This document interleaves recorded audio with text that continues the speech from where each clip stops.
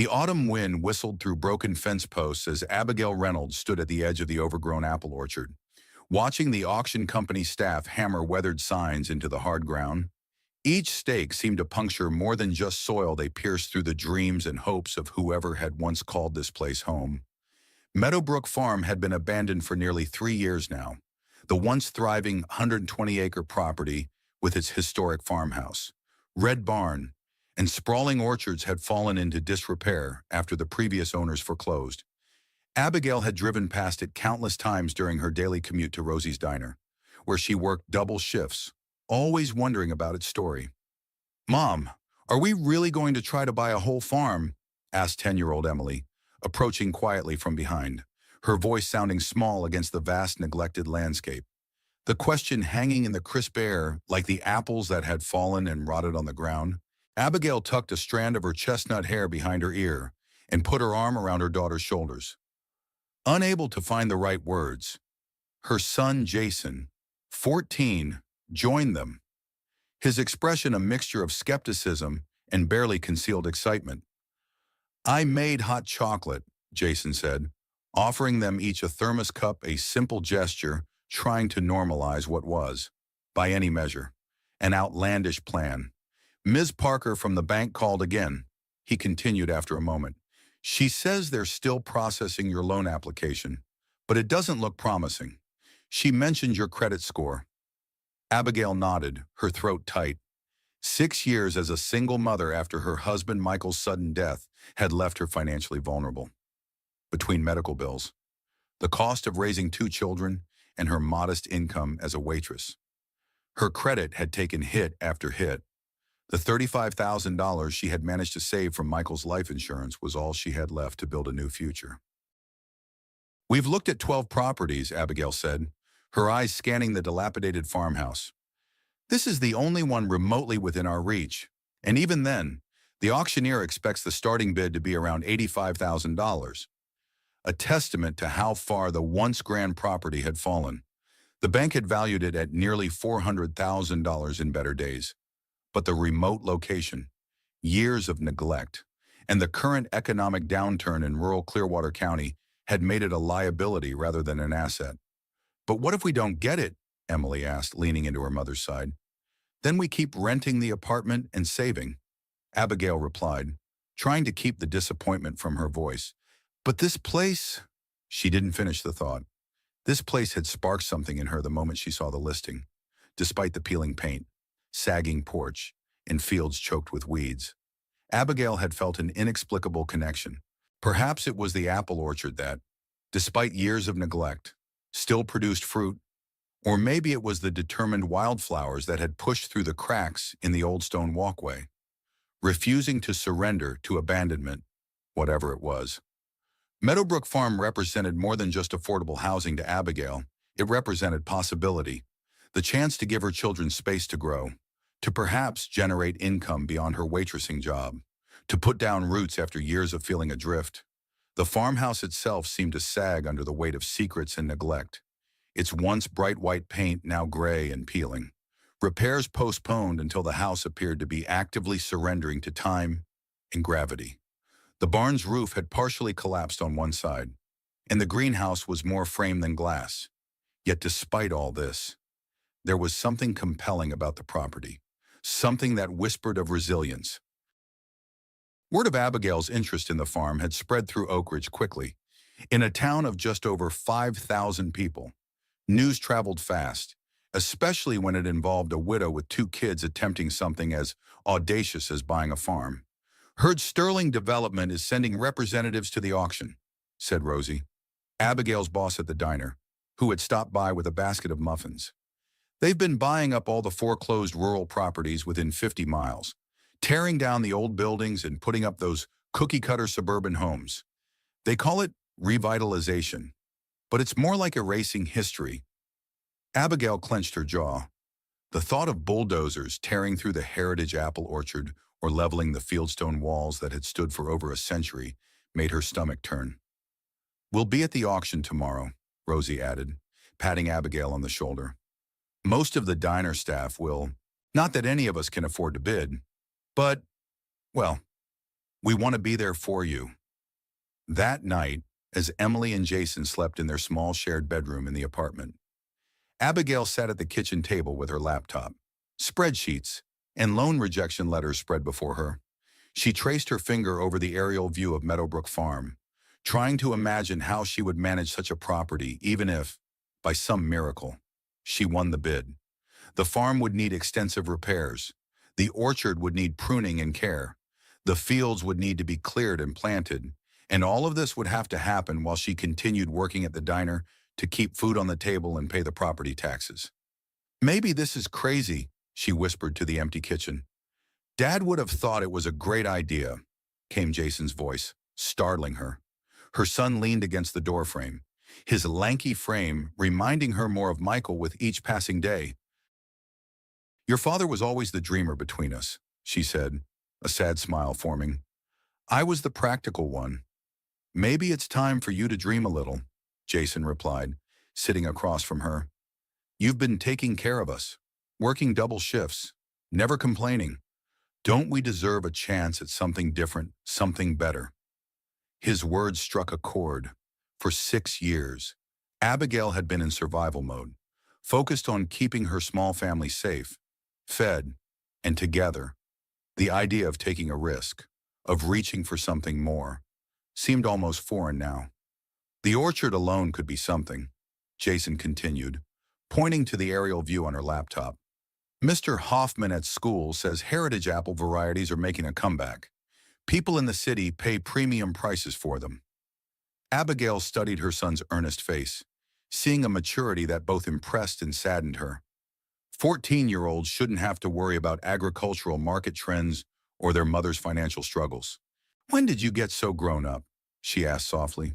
Jason shrugged. Around the same time you started working 60-hour weeks. The statement wasn't accusatory, just matter of fact, but it still pierced Abigail's heart. Her children had been forced to grow up too quickly after Michael's death. Perhaps this farm, this crazy, improbable dream, could give them back some of the childhood they deserved. As dawn broke on auction day, Abigail stood in the small bathroom of their apartment, staring at her reflection in the mirror. Her hands trembled slightly as she applied mascara, a rare concession to vanity on a day when she needed every ounce of confidence she could muster. You can do this, she told her reflection.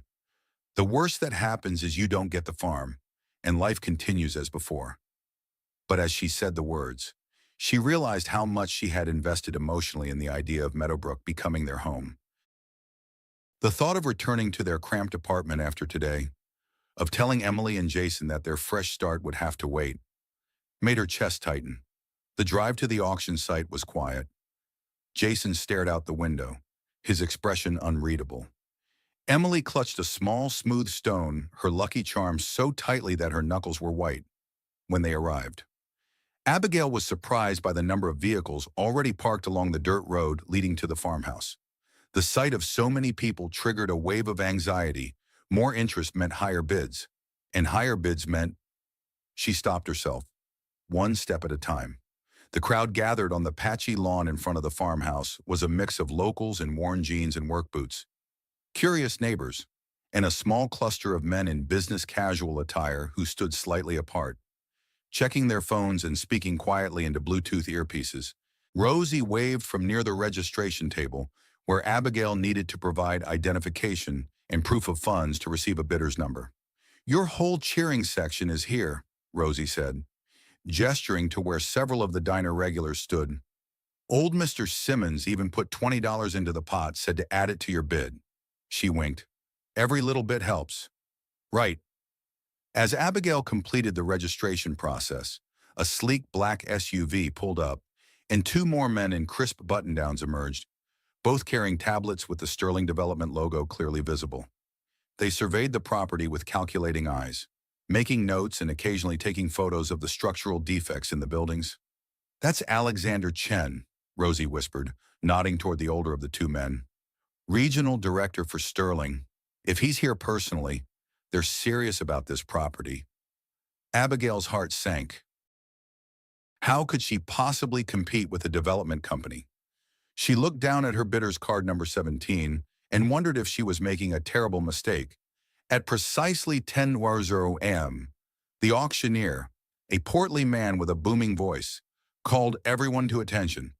The crowd quieted as he outlined the terms of the sale: cash or pre-approved financing. 10% deposit due immediately, closing within 30 days, and the property sold as is, with no warranties expressed or implied. Ladies and gentlemen, we're here today for the public auction of the property known as Meadowbrook Farm, 120 acres with farmhouse, barn, outbuildings, and established orchard. Due to foreclosure proceedings, bidding will start at $85,000. Abigail closed her eyes briefly, centering herself. This was it. Her savings of $35,000 wouldn't be enough for the full purchase, but combined with the small personal loan she had secured from Oak Ridge Credit Union, she could bid up to $110,000. Beyond that, she had no options. $85,000. Do I have $85,000? Abigail raised her bidder's card, her hands steady despite the adrenaline coursing through her. She was aware of Jason and Emily standing close on either side of her, their presence both a comfort and a reminder of what was at stake. I have $85,000 from bidder number 17. Do I hear $90,000? Almost immediately, Alexander Chen from Sterling raised his card. $90,000. $90,000 from bidder number 23. Do I hear $95,000? Abigail raised her card again. The next few minutes passed in a blur of rising numbers. $95,000, $100, $1,000, $105, $1. Each time Abigail bid, Chen countered smoothly, without hesitation or emotion, as if they were bidding on a used car rather than what Abigail hoped would be her family's future. At $110,000, Abigail's stomach clenched. She was at her absolute limit. When Chen bid $115,000, she kept her card lowered, her chest tight with disappointment. $115,000 from bidder number 23, going once. Emily looked up at her, eyes welling with tears. I'm sorry, sweetheart, Abigail whispered. We can't go any higher. Going twice. The auctioneer's gavel hovered in the air. Abigail felt a peculiar numbness spreading through her body, a defense mechanism against the crushing disappointment. $120,000. The voice came from behind them, clear and firm. The crowd turned to see who had spoken. A woman in her 60s with silver hair and practical clothes raised her bidder's card number 8. Alexander Chen looked momentarily surprised before recovering and raising his own card. $125,000. $130,000. The silver-haired woman countered without hesitation. A murmur ran through the crowd. The property, in its current condition, wasn't worth much more than $100,000 according to most local assessments. The bidding was now entering territory that defied conventional economic sense.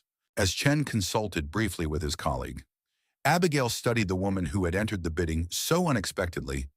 There was something familiar about her, though Abigail couldn't place where she might have seen her before. $135,000, Chen said, his voice slightly less confident than before. $150,000, the woman responded immediately.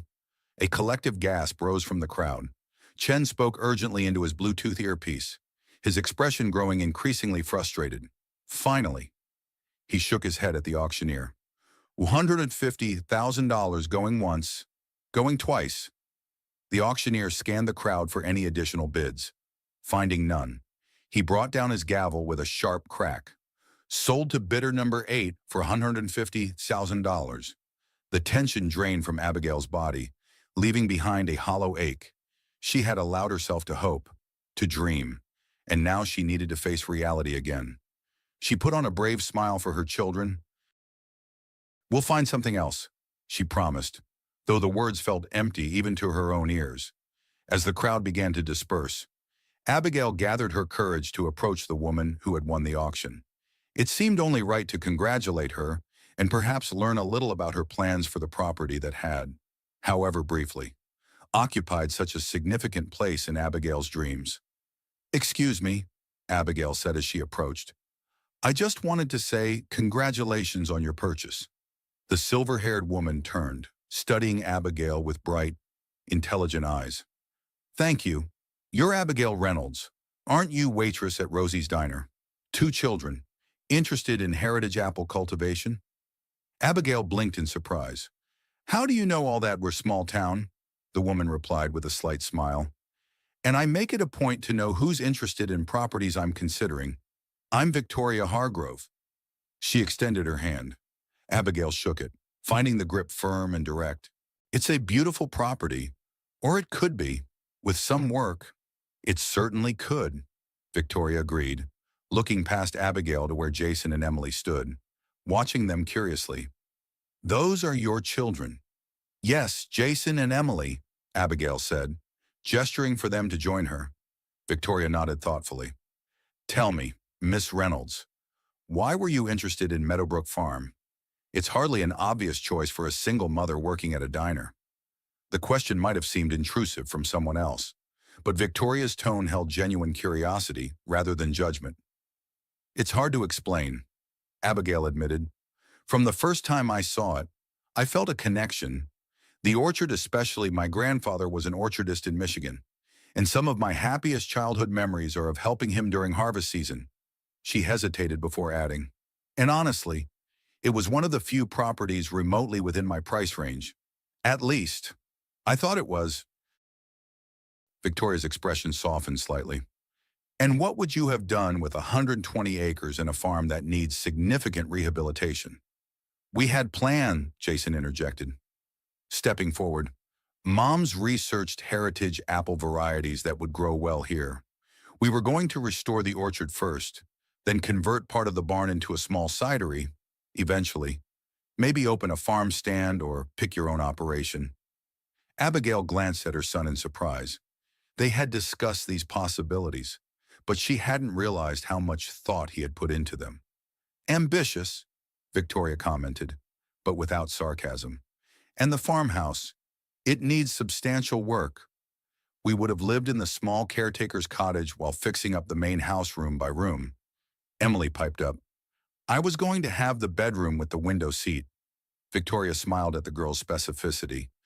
That's the best bedroom in the house. Good choice.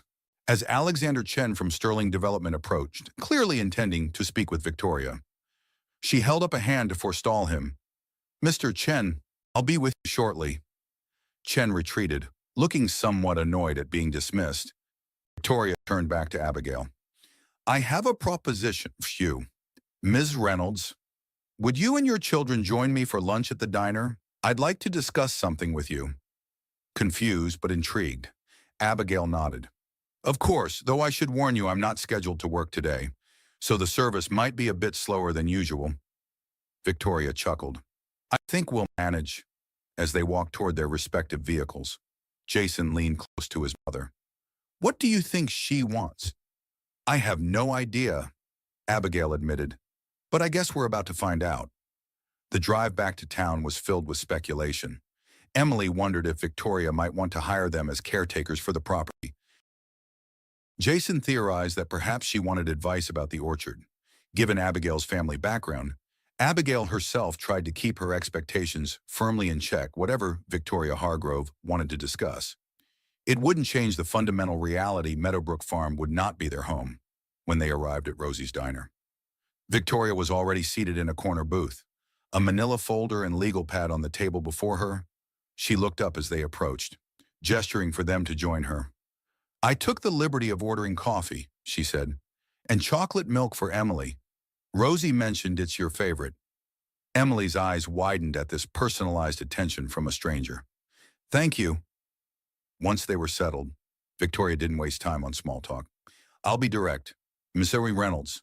I buy distressed rural properties throughout this region. Normally, I renovate the houses, restore the land to productivity, and either sell them to carefully selected buyers or establish them as working educational farms. You outbid Sterling, Abigail observed. They're not used to losing. From what I hear, Victoria's expression hardened slightly. Sterling Development represents everything wrong with rural land management. They purchase properties like Meadowbrook, bulldoze everything of historical and agricultural value, and replace them with generic housing developments that destroy the character of rural communities. Her passion was evident, reminding Abigail of her own grandfather's fierce protection of his orchard against encroaching development decades ago. "So you're a preservationist?" Abigail asked. "In a sense," Victoria replied. "Not the type who wants to freeze everything in amber.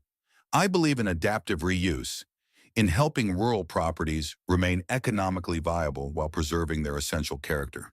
She paused. "Which brings me to why I wanted to speak with you." She opened the manila folder and slid a document across the table. "This is a proposal for a rather unconventional arrangement regarding Meadowbrook Farm. I'd like you to read it carefully." Abigail stared at the document Victoria had placed before her, a mixture of confusion and wariness taking hold. Her fingers trembled slightly as she reached for it, unsure what to expect. This was turning into the strangest day of her life, first losing the auction for what she'd hoped would be her family's home, and now sitting across from the mysterious winner who seemed to know an unusual amount about her. "Take your time," Victoria said, signaling to the waitress for more coffee. The proposal was typed on a formal letterhead, Heritage Farm Preservation Trust, and as Abigail began reading, her confusion only deepened. Victoria Hargrove wasn't simply proposing to sell her the farm, she was offering a partnership, a mentorship, and what amounted to a complete career change all at once. Jason leaned against his mother's shoulder. Reading along silently, Emily fidgeted with her straw wrapper, too young to understand the legal language but sensing the importance of the moment nonetheless. "I don't understand," Abigail finally said, looking up from the document.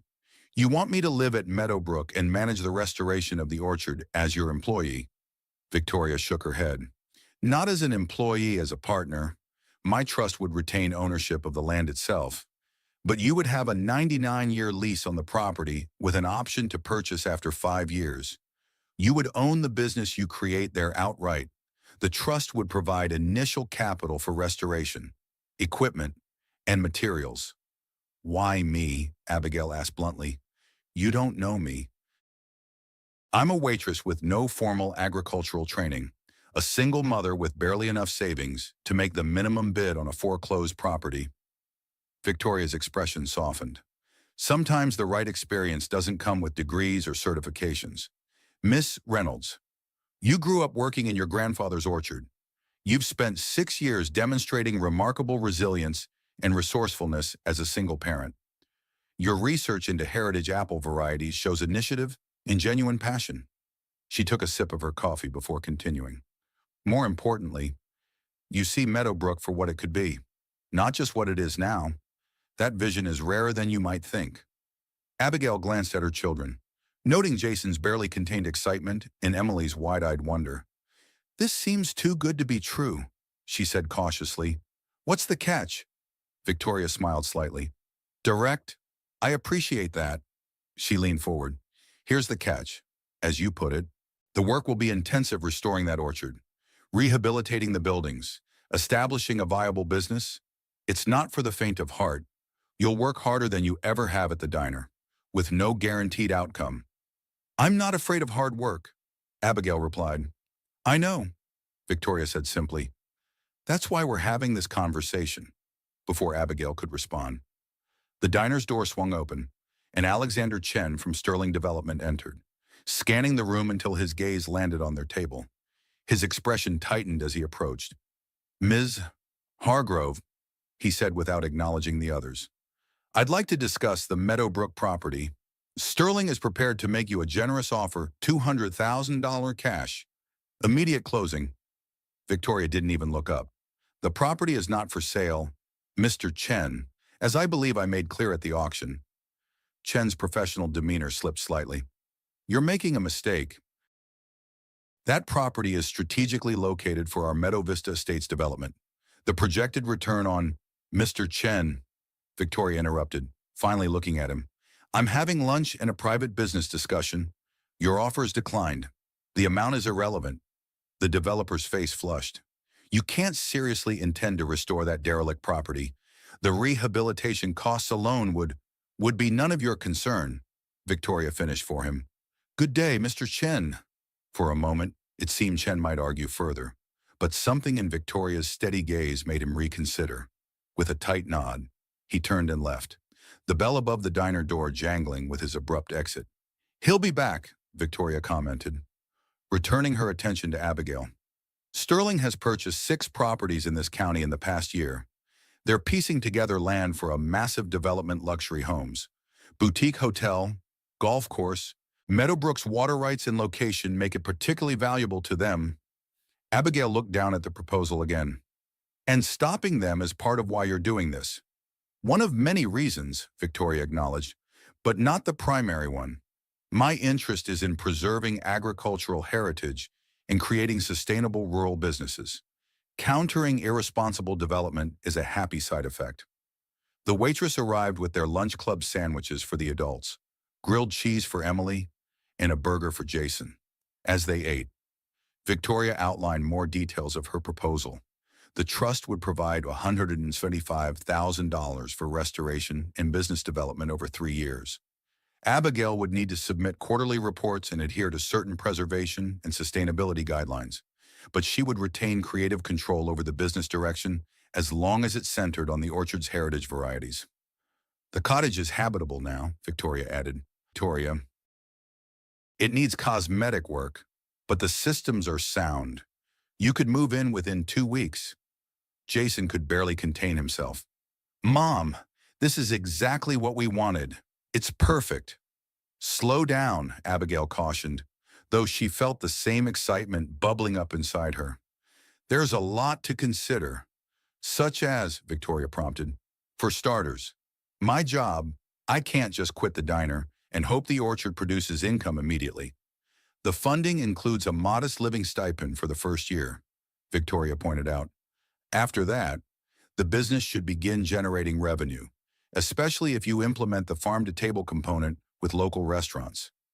Abigail tapped the paper with her finger. "This mentions converting the old dairy barn into an event space. That's a massive undertaking." "Phased over 3 years," Victoria countered, "starting with the cidery and the small barn, then farm stand, then event space as the business grows." She studied Abigail's expression. "You're looking for problems, Miss Reynolds. That's not necessarily bad. It shows you're taking this seriously. But sometimes an opportunity comes along that defies conventional caution." Emily, who had been quiet until now, looked up from her grilled cheese. "Mom, remember what Dad always said, life's biggest regrets are the chances we don't take." Abigail felt her breath catch. Michael had indeed said that often, usually before embarking on one of his adventurous plans. It was both comforting and painful to hear his words from their daughter's mouth. "Your husband sounds like a wise man," Victoria observed gently. "He was," Abigail said softly. "He would have loved Meadowbrook." She squared her shoulders. "I need to think about this. It's not just my decision, it affects all of us." "Of course," Victoria said, sliding a business card across the table. "Take the weekend. Look over the proposal carefully. Visit the property again. I've instructed the caretaker to give you full access. Call me on Monday with your decision." As Victoria prepared to leave, she hesitated. "One more thing, Miss Reynolds. While the business components of this arrangement are important, they're not why I chose you for this opportunity." "Why did you, then?" Abigail asked. "Because when you looked at that rundown farm, you didn't see problems, you saw possibilities. That kind of vision can't be taught." With that, Victoria left, the bell above the door chiming softly behind her. The weekend passed in a blur of research, discussions, and 2 more visits to Meadowbrook Farm. Abigail brought a contractor friend to assess the cottage and main house. She called the Agricultural Extension Office to discuss the orchard's potential. She created spreadsheets, budgets, and business projections until her eyes burned from staring at her laptop screen. On their Sunday visit, as Jason and Emily explored the property, Abigail found herself drawn to the main farmhouse again, despite its dilapidated condition. There was something compelling about the old structure, hand-hewn beams, wide plank floors worn smooth by generations of footsteps, built-in cabinets crafted by someone who clearly took pride in their work, in what had once been the living room. Abigail noticed something odd a slight difference in the wood pattern of the floorboards near the massive stone fireplace. Kneeling. She ran her fingers along the seam where the patterns changed. "Find something interesting," came a voice from the doorway. It was Walter Freeman, the caretaker Victoria had mentioned. "Maybe," Abigail said, looking up. "The floor pattern changes here. Was there a repair at some point?" Walter, a weathered man in his 70s, crossed the room and knelt beside her with surprising agility. "Good eye." "That's not a repair, though it's a hidden compartment." "A what?" Walter grinned, pressing firmly on one edge of the irregular floorboard. To Abigail's astonishment, the opposite edge rose slightly. Walter gripped it and lifted, revealing a shallow space beneath. "Empty now," he said. "But according to local legend, old Thomas Bedford, who built this place back in 1886, used to hide valuables here during uncertain times. Man distrusted banks. Apparently, with good reason, he kept his money here through the panic of 1893 while 3 local banks failed." Abigail peered into the empty space, oddly moved by this connection to the farm's original owner. "That's fascinating. This whole property is full of history like that," Walter said, replacing the floorboard. "Shame to see it sitting empty so long. Even bigger shame if those developers got hold of it." He fixed Abigail with a knowing look. "Miss Hargrove mentioned you might be taking it on. That true?" "I'm still deciding," Abigail admitted. Walter nodded. "Well, for what it's worth. This old place has been waiting for someone who sees its value, not just the land or buildings, but its story. History like this deserves a future. Don't you think?" His words stayed with Abigail as they finished touring the property. On the drive home, Emily fell asleep in the back seat, while Jason stared thoughtfully out the window at the passing landscape. "You're going to say yes, aren't you?" he asked suddenly. Abigail glanced at him. "What makes you think that?" "The way you look at the place, same way you used to look at those old photos of Grandpa's orchard. Like you're seeing something that isn't quite there yet, but could be." Abigail smiled. When had her son become so perceptive? "It's a huge risk, Jason. If it doesn't work out, then we try something else," he interrupted. "But at least we tried." That's what Dad would say. "Your father didn't have to worry about providing stability for 2 children," Abigail pointed out gently. "We've had stability, Mom," Jason replied. "What we haven't had is, I don't know, possibility, adventure, something that's ours, not just something we're getting by in." His words echoed in Abigail's mind as she lay awake that night, weighing options, calculating risks, and trying to quiet the persistent voice of doubt that had been her companion since Michael's death. By morning, she had made her decision. Monday dawned clear and crisp, the kind of autumn day that showcased Clearwater County's rolling hills and vibrant foliage to perfection. Abigail dropped the children at school with promises to update them immediately after her meeting with Victoria, then drove to the address on the business card, a converted mill building on the edge of town that housed the offices of the Heritage Farm Preservation Trust. Victoria was waiting in a simply furnished office overlooking the mill pond. Large maps covered one wall, with colored pins marking various properties throughout the region. Architectural drawings and farm plans were tacked to another wall. It wasn't what Abigail had expected from someone wealthy enough to outbid a development company without hesitation. "Have you made your decision, Miss Reynolds?" Victoria asked after they had exchanged greetings. "I have," Abigail replied, taking a deep breath. "I accept your proposal, with one condition." Victoria raised an eyebrow. "Which is, I want a clear path to ownership, not just a lease with an option. If I commit 5 years to restoring Meadowbrook and establishing a successful business there, I want the opportunity to purchase the property at a fair market value, with credit for the improvements I've made." Victoria studied her for a moment. "You're planning for the long term. I respect that." She nodded. "I'll have the agreement amended. Anything else?" "Yes," Abigail said. "I'd like to understand why you're really doing this. Not the general mission of your trust, but why you personally have dedicated yourself to saving these old farms. What's your connection to all this?" A shadow passed over Victoria's face. She rose and walked to the window, looking out at the mill pond for several moments before responding. I grew up on a farm much like Meadowbrook, she finally said. 5 generations of Hargroves had worked that land. I was an only child, expected to be the 6th generation. She turned back to Abigail. But I had other ideas. I left at 18 for college, then law school, then a corporate career that took me far from home. My parents continued running the farm, adapting as best they could to changing markets and economic pressures. When my father died, my mother struggled to keep it going alone. She asked me to come home, to help, to consider taking over. Victoria's voice remained steady, but Abigail could hear the pain beneath the controlled exterior. I was too busy with my career, too important in my own mind to step away. 3 years later, the farm was foreclosed on. A development company much like Sterling purchased it at auction. They bulldozed the house I grew up in, the barn my great-grandfather built, the orchard where I climbed trees as a child. By the time I returned home, there was nothing left but street signs named after farm features that no longer existed. Orchard Lane, Hargrove Ridge Drive. She sat back down, her composure restored. I was too late to save my family's heritage, but not too late to help preserve others. I made a great deal of money in corporate law, Ms. Reynolds. Now I use that money to right what I see as a profound wrong, the systematic erasure of rural agricultural heritage in the name of progress that serves very few at the expense of many. Abigail nodded, understanding now the passion that drove the older woman. Thank you for telling me.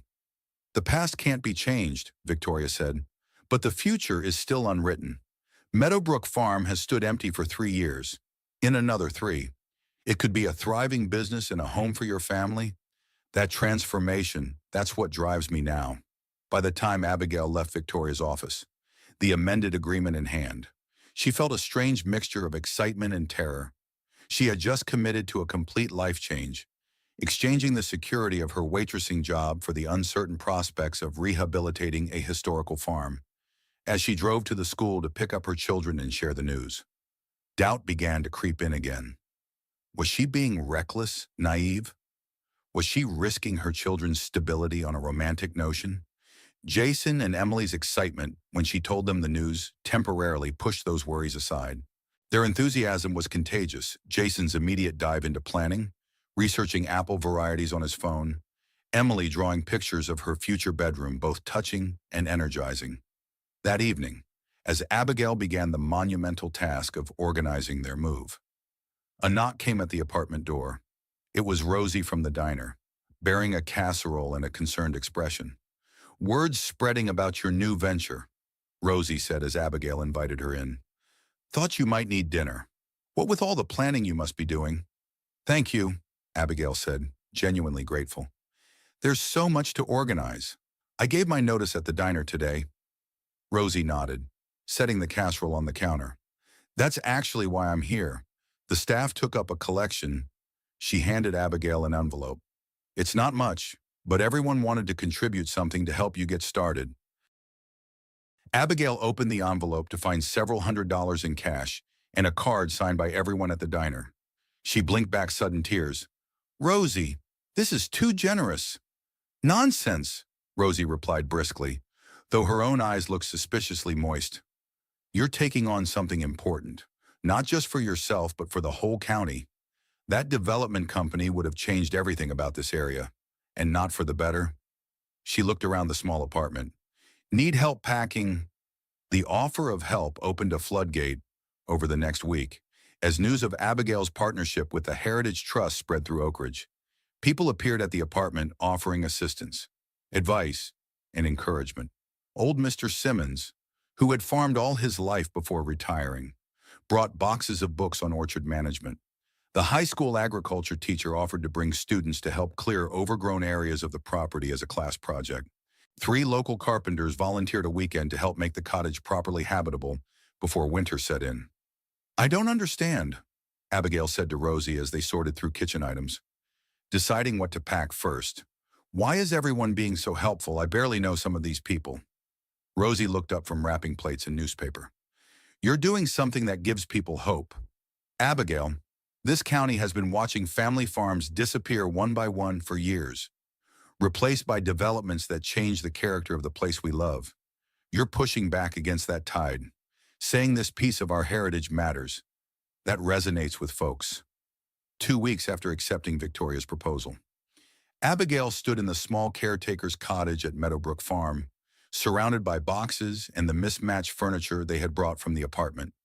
The place was modest, 2 bedrooms, a living area, kitchen, and bathroom, but the volunteer carpenters had worked wonders.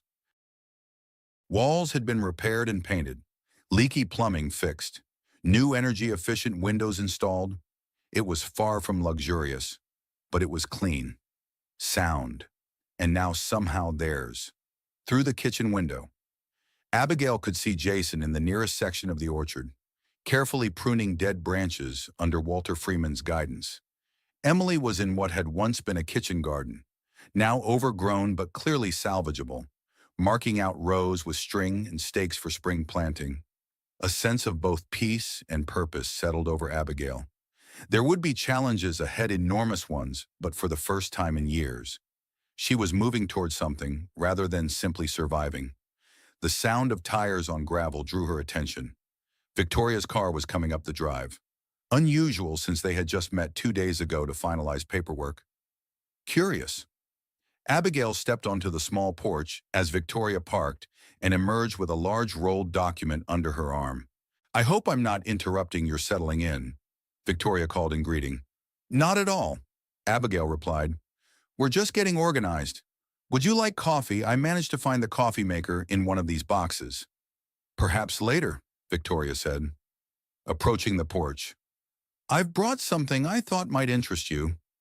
She extended the rolled document. Abigail accepted the roll with surprised delight. "What is it?" "The original plans for the farm, dated 1886. I found them in the county archives." Abigail carefully unfurled the edge, revealing detailed hand-drawn plans of the main house, barn, and outbuildings. "These will be invaluable for the restoration." "Thank you." "Look at the section on the main house," Victoria suggested. "Page 3. I believe." Abigail gently separated the pages until she found the one Victoria indicated detailed floor plans of the farmhouse. Her eyes widened as she spotted what Victoria must have noticed. Clearly marked in the foundation plans was a large rectangular space labeled "Storage Vault." "Is this what I think it is?" Abigail asked, her pulse quickening. Victoria smiled. "According to the county historian, Thomas Bedford installed a proper safe in the cellar when he built the house. Walter mentioned you found the small floor compartment, but this is something more substantial. The historian believes it may never have been discovered during later renovations, as it was concealed behind a false wall in the cellar." "A hidden safe," Abigail breathed. Well, that's straight out of a treasure hunt novel." "Indeed," Victoria agreed. "And since you're now the caretaker of the property, with full rights to any historical artifacts discovered during restoration, I thought you might want to investigate the possibility of a hidden safe from the 1880s, potentially undiscovered for generations." Sent Abigail's mind racing with questions. What might be inside? Documents, coins, family heirlooms, or perhaps nothing at all, empty, long ago, or never used in the first place. Either way, it was a tangible connection to the farm's origins, a mystery waiting to be solved. "Mom," Emily called, racing toward the house with the boundless energy of a 10-year-old. "Walter says there's a secret trap door in the barn that goes to an underground room. Can we look at it?" "Please." Abigail laughed. "Apparently Meadowbrook has more secrets than we realized." "Old farms often do," Victoria said. "Each generation leaves its mark, sometimes hidden, waiting for someone who cares enough to discover it." She glanced at her watch. "I should let you get back to settling in. I just wanted to deliver those plans personally." As Victoria prepared to leave, Abigail impulsively reached out and touched her arm. "Thank you, not just for the plans, but for everything, for believing in me when I barely believed in myself." Victoria's customary reserve softened. "You remind me of myself at your age." Miss Reynolds, before I made the mistake of walking away from my roots, perhaps that's part of why I chose you for this project, a chance to see a different path taken. After Victoria departed, Abigail carefully re-rolled the plans and set them aside for proper examination later. Through the window, she could see Jason and Emily now huddled with Walter near the barn. Clearly excited about the prospect of hidden rooms and secret passages, the road ahead would be difficult. The orchard would need years of work before reaching full production. The buildings required extensive restoration. A business would need to be built from the ground up. But standing in this small cottage, watching her children embrace their new home with such enthusiasm, Abigail felt something she hadn't experienced since before Michael's death. The quiet confidence that came with finding exactly where you were meant to be. And somewhere beneath the floorboards of the old farmhouse, a century-old safe waited to be discovered. Perhaps empty, perhaps holding treasures, but certainly holding stories. Tomorrow they would begin searching for it. Tonight, they would unpack, make beds, and have their first dinner in their new home. Meadowbrook Farm had stood for generations, witnessing the ebb and flow of rural life, seasons of bounty and hardship, families coming and going. Now it would witness something new, resurrection not just of buildings and orchards, but of hope, purpose, and possibility. The morning sun filtered through the trees, casting dappled light across the old farmhouse as Abigail, Jason, and Emily stood in the damp cellar, examining the stone foundation wall. According to the original plans Victoria had provided, the hidden safe should be located behind a section of the east wall, concealed by what appeared on the drawings as a false stone panel. "It should be right here," Abigail said, running her hand along the rough stonework. Unlike the rest of the cellar walls, which were irregular fieldstone, this section featured more uniformly cut blocks. The question is how to access it. Walter Freeman, who had joined their treasure hunt with the enthusiasm of someone half his age, shone his flashlight along the seams between the stones. Thomas Bedford was known for his craftsmanship. If he built a hidden compartment, it wouldn't be obvious, but it wouldn't be impossible to access either. Jason crouched down, examining the floor where it met the wall. "Look at this," he said, pointing to what appeared to be slight wear marks in the dirt floor. "Something's been moved here repeatedly." Abigail knelt beside him, brushing away decades of dust from a flat stone near the base of the wall. As the dirt cleared, a small, almost imperceptible iron ring became visible, embedded in the stone. "Is that what I think it is?" Emily whispered, the flashlight beam reflecting in her wide eyes. "Only one way to find out," Abigail replied, grasping the ring and pulling gently. At first, nothing happened, the ring seeming fused to the stone by time and dampness. Jason joined his mother, adding his strength, and slowly the stone began to move, grating against its neighbors as it slid forward. Behind the stone was a small lever. Walter whistled low. "Ingenious. Simple mechanical trigger, probably connected to a counterweight system." "Should we pull it?" Abigail asked, looking to Walter for guidance. "That's what levers are for," he replied with a grin. Abigail gripped the rusted iron handle and pulled downward. For a moment, nothing happened. Then came a grinding sound from within the wall. Slowly, a section of the stonework about 3 feet square moved inward and then slid to the side, revealing a recessed cavity.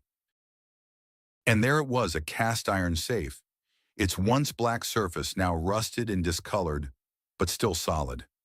The ornate Bedford nameplate clearly visible across its front. "It's real," Abigail breathed, almost unable to believe what they were seeing. "It's actually here." "Can we open it?" Emily asked, practically bouncing with excitement. Walter shone his flashlight on the old combination dial. "That's a champion model from the 1880s. Good craftsmanship, but the mechanism is likely seized after all these years. Might need a locksmith." "Wait," Jason said, studying the original house plans they had brought down with them.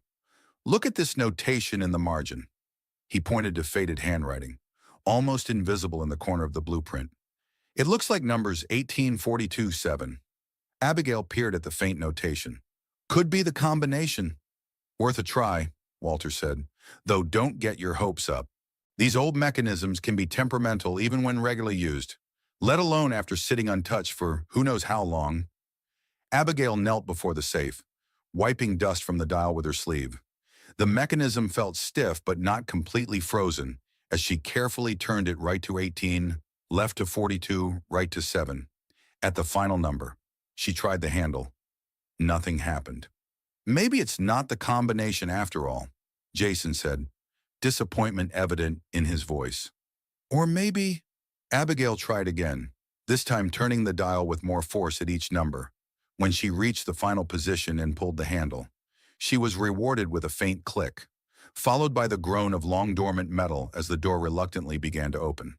The hinges protested after their century of disuse, but the heavy door swung outward, revealing the safe's dark interior. Walter directed his flashlight inside, illuminating the contents.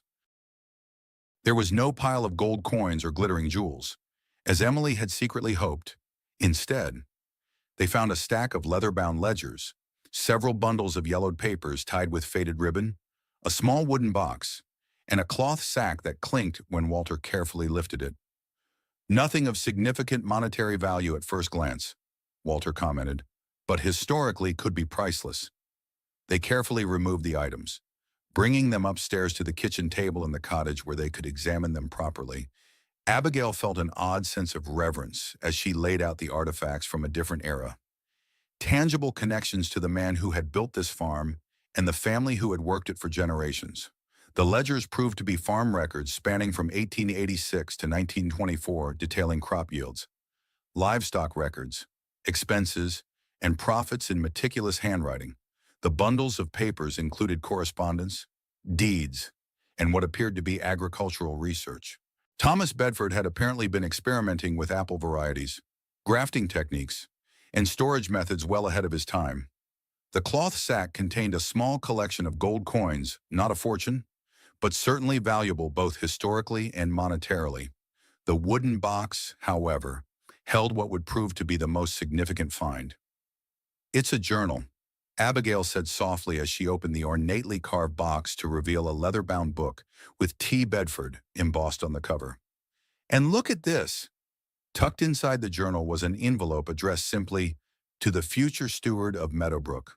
With trembling fingers, Abigail opened the unsealed envelope and removed a single sheet of paper, the handwriting strong and clear despite its age. "To whoever finds this," she read aloud, "if you are reading these words, you have discovered the legacy of Meadowbrook Farm and, I hope, have taken up its stewardship. I established this farm in 1886 with the belief that this land, properly tended, could support generations to come. In this safe, you will find the financial history of our endeavors, research that may prove valuable to future orchardists, and a modest emergency fund that has helped our family weather several economic storms. The true wealth of Meadowbrook, however, lies not in gold, but in the land itself, specifically in the North Orchard, where I have cultivated what I believe to be unique apple varieties that combine the best qualities of durability, flavor, and disease resistance. It is my hope that whoever discovers this vault values not just its monetary contents, but the agricultural heritage it represents.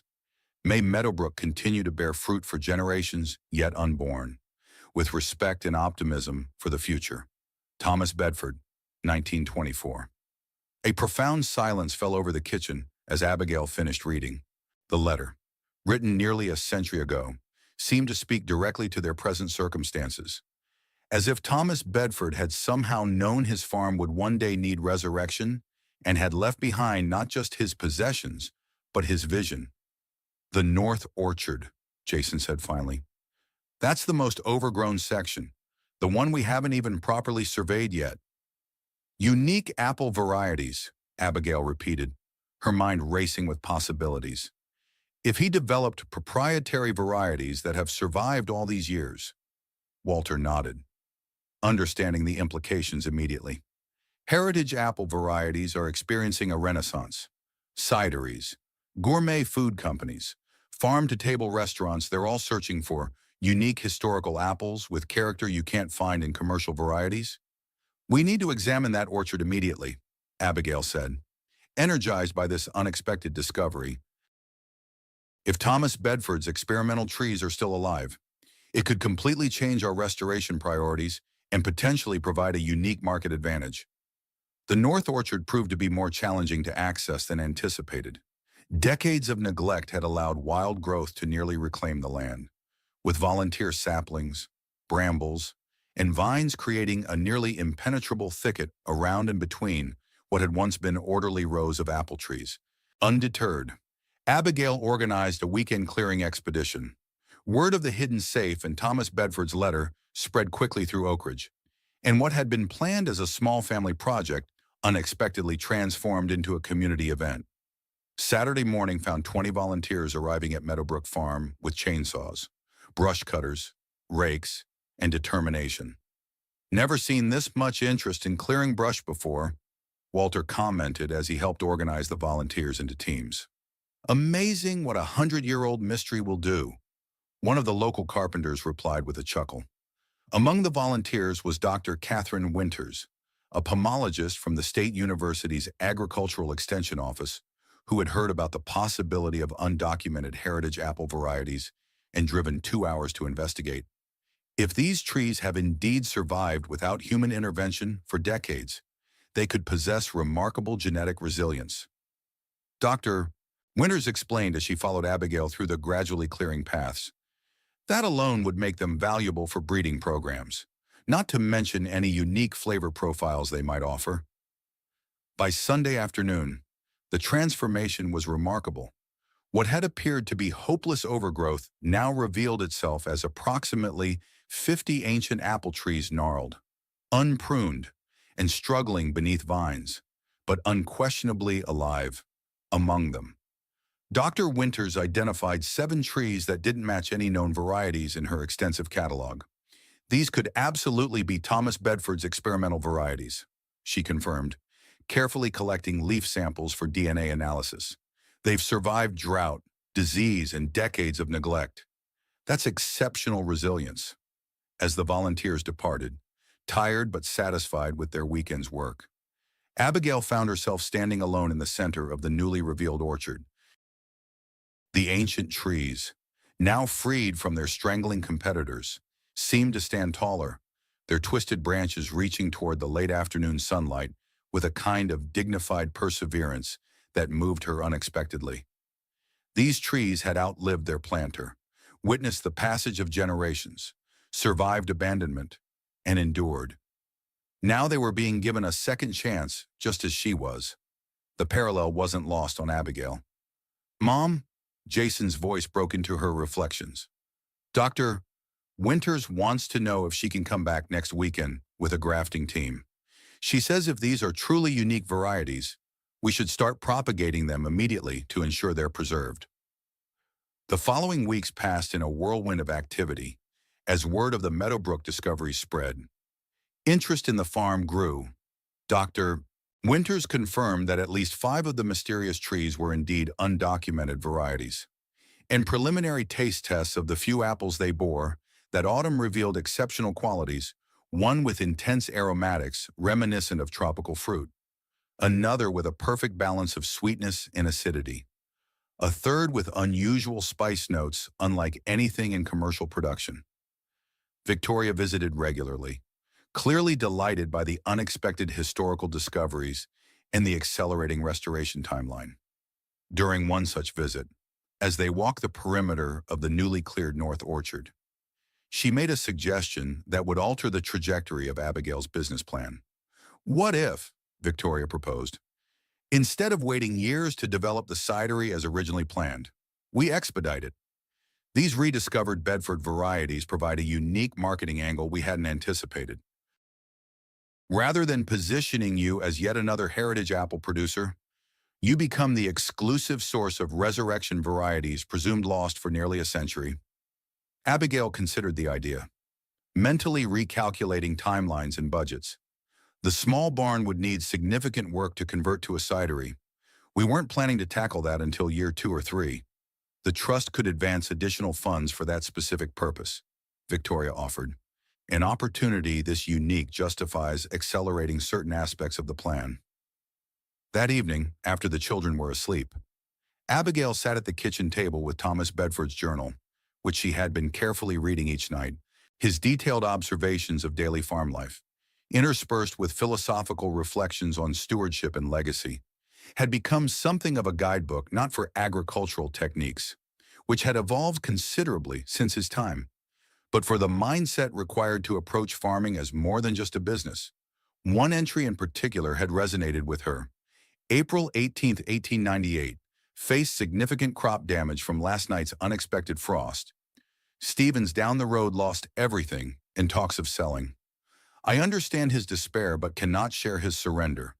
When one chooses to work with the land rather than simply on it, one must accept both abundance and adversity as part of the same covenant. It is not merely that we endure hardship, but how we respond to it that determines whether we merely occupy land or truly cultivate it. As Abigail considered Victoria's proposal to accelerate the cidery development, she found herself applying Thomas's philosophy. The discovery of his experimental apple varieties wasn't merely good fortune. It was an opportunity that carried responsibility to preserve and share something unique that might otherwise have been lost forever. The decision crystallized they would indeed fast-track the cidery development. The Bedford Resurrection series of heritage ciders would become their flagship product, telling the story not just of apples but of persistence, rediscovery, and renewal. By early November, the small barn's renovation was underway, with local contractors working to transform the sturdy old structure into a small batch cidery while preserving its historical character. Dr. Winters and her team had successfully taken dozens of grafts from the unique varieties, ensuring their genetic preservation regardless of what happened to the ancient trees themselves. The first proper harvest would still be years away, but with careful management and grafting onto established rootstock, they might see limited production within 18 months. Abigail immersed herself in learning cider production, attending workshops and consulting with established craft cideries. Jason, displaying an unexpected talent for graphic design, began developing label concepts for their future products, incorporating elements of Thomas Bedford's original farm designs. Even Emily contributed, carefully pressing flowers and leaves from the farm to create illustrated cards telling the Meadowbrook story, which would eventually accompany each bottle of cider sold. People aren't just buying a drink, she explained with precocious insight. They're buying our story. As Thanksgiving approached their first major holiday at Meadowbrook, Abigail realized how dramatically their lives had changed in just a few months. The small cottage, initially Spartan and unfamiliar, had become undeniably home. School mornings were no longer the rushed urban scramble they had once been, but now involved collecting eggs from their small flock of chickens and walking the orchard's perimeter before the bus arrived. Jason had joined the high school's Future Farmers of America chapter and was thriving in ways she hadn't seen since before Michael's death. Emily had made new friends and spent hours outdoors, developing a detailed map of the property's wildlife habitats. Abigail herself had transformed as well. The constant low-grade anxiety that had been her companion for years, worry about bills, job security, providing opportunities for her children hadn't disappeared, but had changed in character. The challenges she faced now were tangible, addressable, and purposeful. She worked harder than she ever had at the diner, often collapsing into bed exhausted, but it was the satisfying exhaustion of creation rather than the hollow fatigue of merely surviving.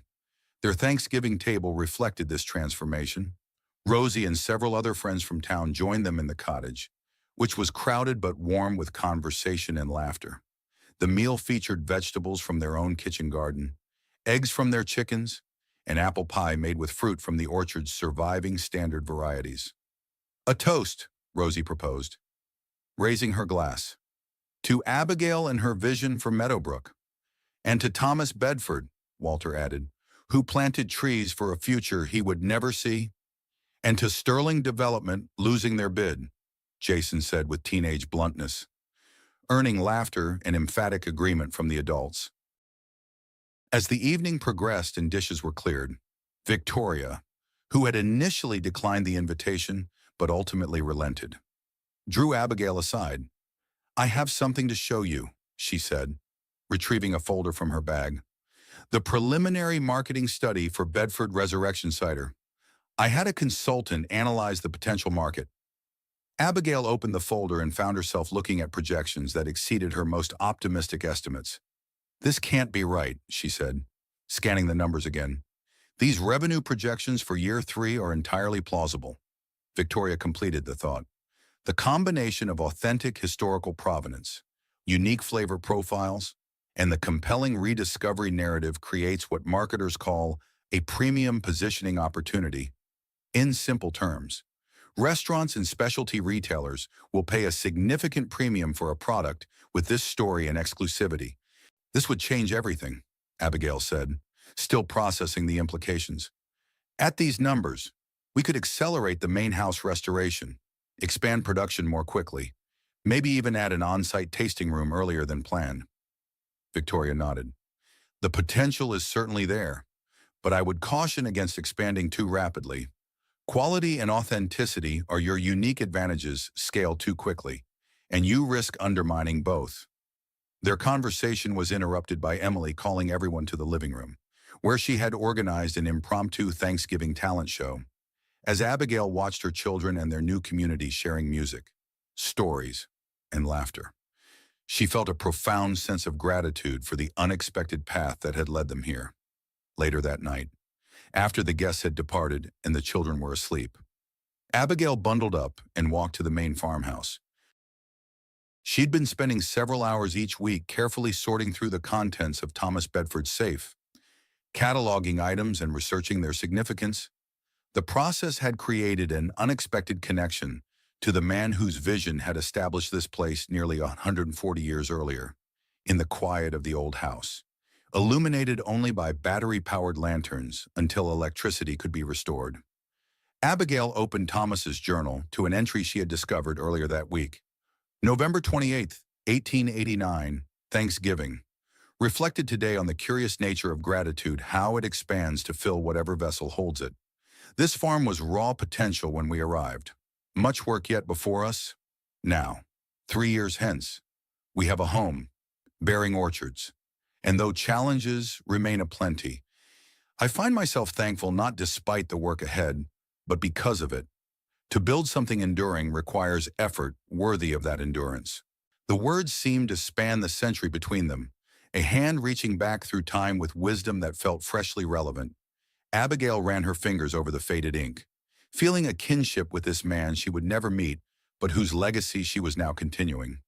The sound of gravel crunching outside pulled her from these reflections. Through the dusty window, she could see headlights approaching, unusual for nearly 10:00 p.m. on Thanksgiving, as the vehicle came closer. She recognized Alexander Chen's car from Sterling Development, wary but curious. Abigail stepped onto the porch as Chen parked and emerged with a portfolio under his arm.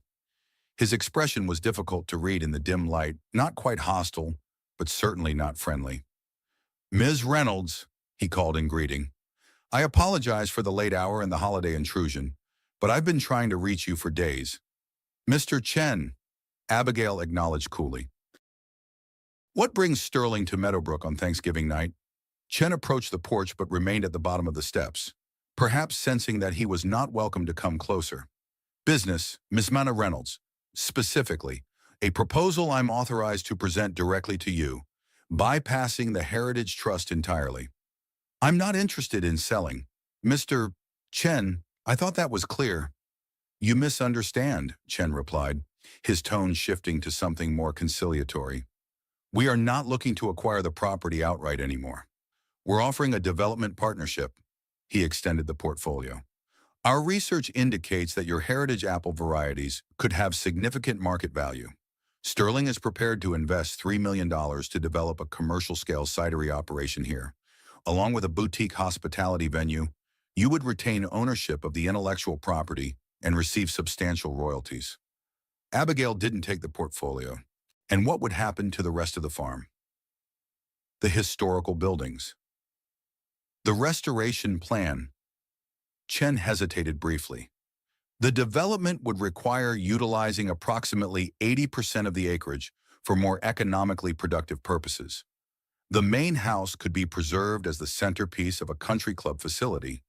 The original orchard section would become a themed attraction within a larger residential community. So essentially, you want to turn Thomas Bedford's agricultural legacy into a decorative element for a luxury development, Abigail summarized, not bothering to keep the disapproval from her voice. Commercialize the apple varieties while bulldozing most of what he built. I'm offering you financial security, Miss Reynolds, Chen said, a hint of frustration breaking through his professional demeanor. The Heritage Trust's approach may be idealistic, but it's economically marginal at best. Our proposal provides guaranteed returns without the years of uncertainty and labor ahead of you. For a moment, Abigail allowed herself to imagine the path Chen was offering: immediate financial stability, professional development of the business, none of the backbreaking work and anxiety that came with building something from the ground up. It was tempting in its simplicity, its certainty. Then her eyes drifted to the worn leather journal in her hands, and Thomas Bedford's words echoed in her mind. To build something enduring requires effort worthy of that endurance. Thank you for the offer, Mr. Chen, she said finally, but I'm not interested. Meadowbrook isn't just land and buildings to be repurposed for maximum profit. It's a heritage that deserves to be honored, not commodified. Chen's jaw tightened. Miss Reynolds, you're making a significant financial mistake. Our projections aren't the only measure of value, Mr. Chen, Abigail interrupted. You see this place as an asset. I see it as a responsibility and an opportunity to build something meaningful. We have fundamentally different visions, and mine isn't for sale. Chen studied her for a long moment before nodding curtly. As you wish, but should you reconsider? Our offer remains open until the end of the year. He returned to his car without another word, the portfolio still under his arm. As the headlights disappeared down the drive, Abigail remained on the porch, Thomas's journal clutched to her chest. The encounter with Chen had clarified something important. Her commitment to Meadowbrook wasn't just about business opportunity or even providing for her family. It had become about honoring a legacy, about stewardship in its deepest sense. She looked out over the darkened farm, imagining Thomas Bedford standing in this same spot a century earlier, perhaps also pondering the future of the land he had cultivated. Their circumstances were different, separated by time and experience, but they shared a vision of this place that transcended mere ownership or profit. Tomorrow would bring more work, endless work, but tonight, in the quiet aftermath of Thanksgiving, Abigail felt a profound certainty that they were on the right path. The hidden safe hadn't contained gold or jewels, but something far more valuable, a connection to the past that illuminated the way forward. Spring arrived at Meadowbrook Farm with an explosive energy that transformed the landscape almost overnight. The apple trees in the main orchard, properly pruned during winter for the first time in years, erupted in a magnificent display of blossoms that surpassed Abigail's most optimistic expectations. The North Orchard, home to Thomas Bedford's experimental varieties, showed promising signs of revival after careful restoration work. Standing amid the sea of white and pink blossoms, Abigail took a rare moment to simply breathe and appreciate how far they had come since that fateful auction day 6 months earlier. The farm was still very much a work in progress, with the main house renovation only partially complete, but signs of renewal were everywhere. The small barn had been successfully converted into a cidery, with gleaming stainless steel tanks now sharing space with the original wooden beams. Dr. Winters's team had successfully propagated dozens of trees from Thomas's unique varieties, creating a nursery of saplings that would eventually expand production. The cottage garden was now orderly rows of vegetables and herbs rather than the tangle of weeds it had been. Thinking deep thoughts, Victoria asked, approaching through the orchard with a tablet in hand. Her visits had become weekly occurrences as the project gained momentum. Just appreciating the blossoms, Abigail replied. Gail, I knew intellectually that the orchard would bloom, but seeing it like this, she gestured to the canopy of flowers stretching across the hillside. It's more beautiful than I imagined. Victoria nodded, understanding the sentiment. Beauty and functionality and perfect harmony, that's what makes orchards special. She held up her tablet. Speaking of functionality, I have some news you'll want to see. The DNA analysis of Thomas's apple varieties has been completed. Abigail took the tablet, scrolling through the scientific report with growing excitement. So they're definitively unique, not matches to any known varieties. Completely unique, Victoria confirmed. Furthermore, two of them show genetic markers associated with disease resistance that are particularly valuable for modern breeding programs. The university is already fielding inquiries from commercial nurseries interested in licensing rights. Licensing, Abigail looked up from the report. I hadn't even considered that possibility.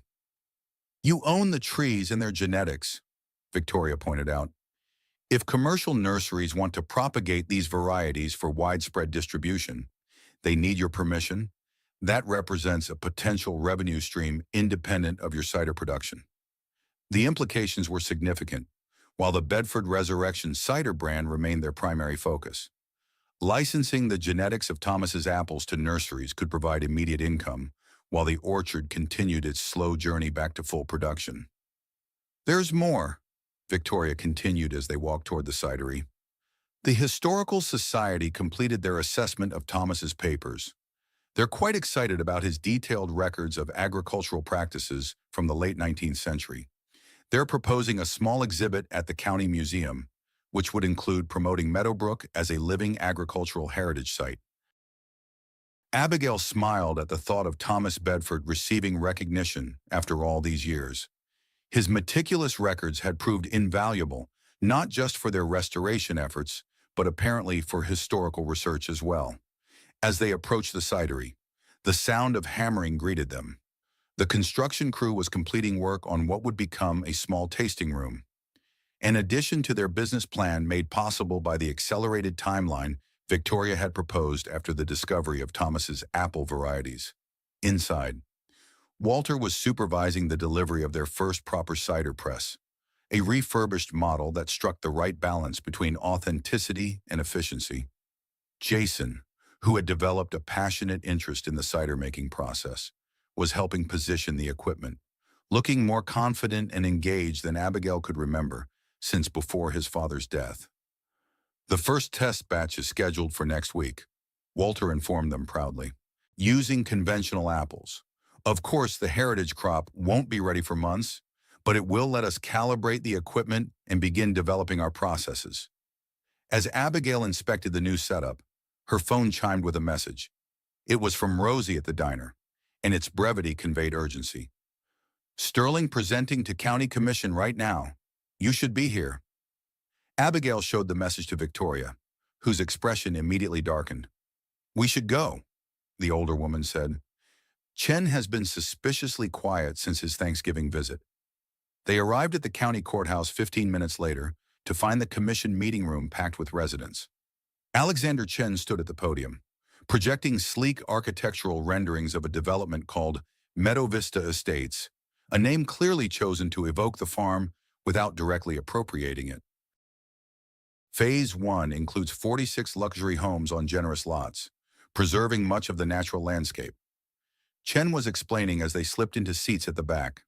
Phase 2 would add the country club, golf course, and boutique hotel, creating approximately 120 full-time jobs for county residents.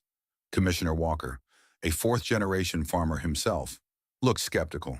And this development would be located where? Exactly. These renderings show terrain very similar to the northeast quadrant of the county. Chen nodded smoothly. We've secured options on 6 properties in that area, totaling approximately 800 acres. We're in final negotiations for 2 additional properties that would complete the footprint we need. Abigail leaned toward Victoria.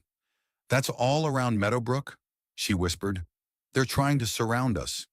Victoria nodded grimly. Classic encirclement strategy. They can't get your property, so they're attempting to control everything around it. What about water rights? Commissioner Johnson asked. Development of that scale would significantly impact the watershed that feeds several existing farms. Our environmental impact study addresses those concerns, Chen replied, indicating a thick document on the commissioner's table. We're proposing a state-of-the-art water reclamation system that would actually improve watershed health compared to current agricultural usage.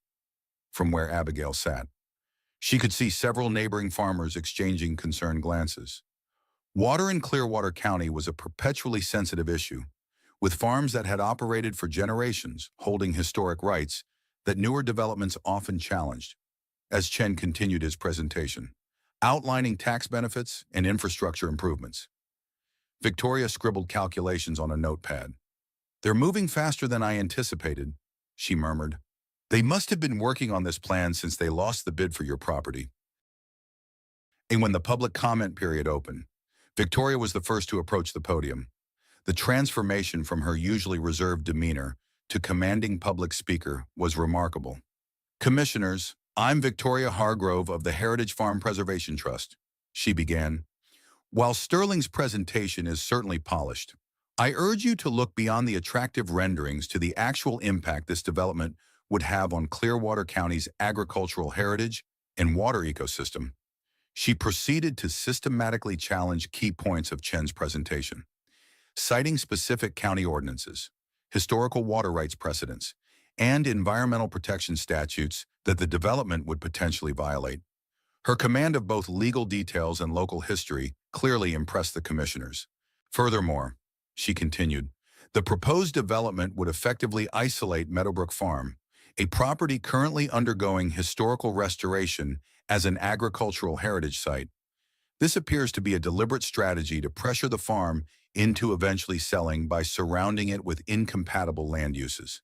Chen immediately requested an opportunity to respond, his professional composure showing cracks for the first time. "Ms. Hargrove's characterization is both inaccurate and unfair. Sterling has designed Meadow Vista Estates specifically to complement the rural character of the region, including preserving agricultural viewsheds. By replacing working farms with decorative landscaping," Victoria countered. "That's not preservation, it's appropriation of rural aesthetic without rural function." The debate continued for another hour, with several local farmers and business owners offering comments both for and against the development.